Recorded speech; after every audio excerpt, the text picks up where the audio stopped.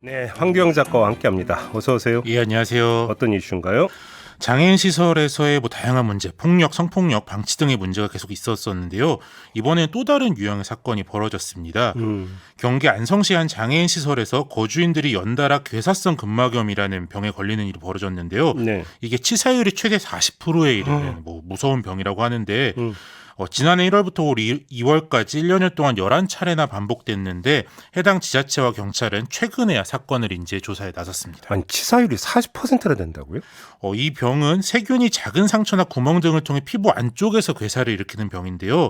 이게 주로 근막에서 잘생겨 근막염이라고 통칭은 하는데 근육이나 장기 기관까지도 이제 이 괴사가 옮겨가는 병입니다. 예. 한번 증상이 나오면 굉장히 빠른 속도로 번지기 때문에 아주 치명률이 높다고 하더라고요. 야, 피부 괴사시키고 근막염이 원래 되게 아픈 건데 통증 엄청 날 텐데 이거. 그렇죠. 이제 감염된 거주자들은 온몸에 항생제를 맞고 수십 센티미터를 절개해서 고름을 빼는 수술을 해야 했고 경우에 따라서는 2차례, 3차례까지 수술을 했어야 되는데요. 예.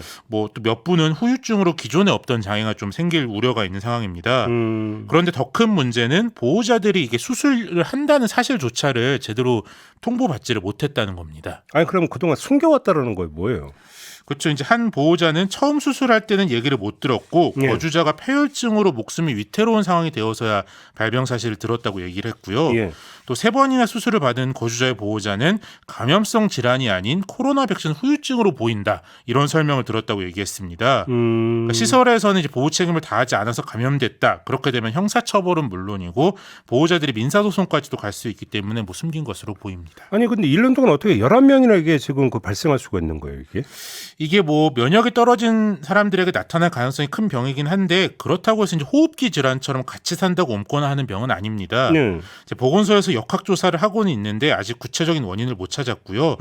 보건소에 자문한 감염 내과 전문의는 구타에 의한 감염이 의심된다. 이런 소견을 밝혔는데요. 그래요?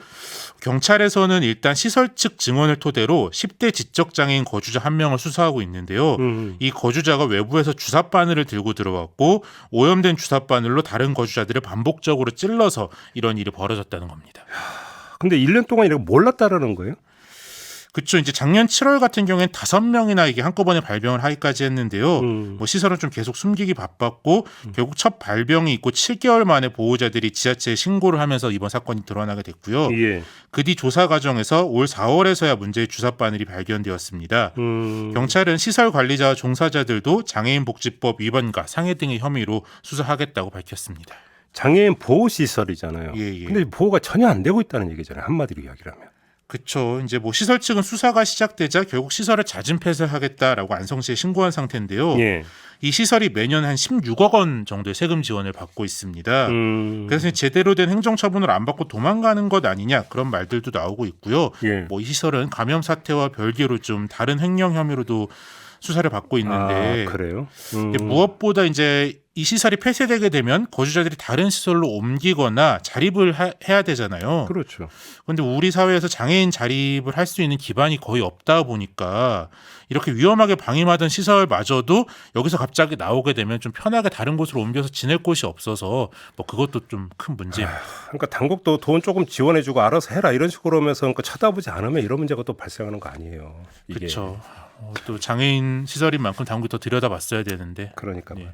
알겠습니다. 황두영 작가였습니다. 고맙습니다. 예, 감사합니다.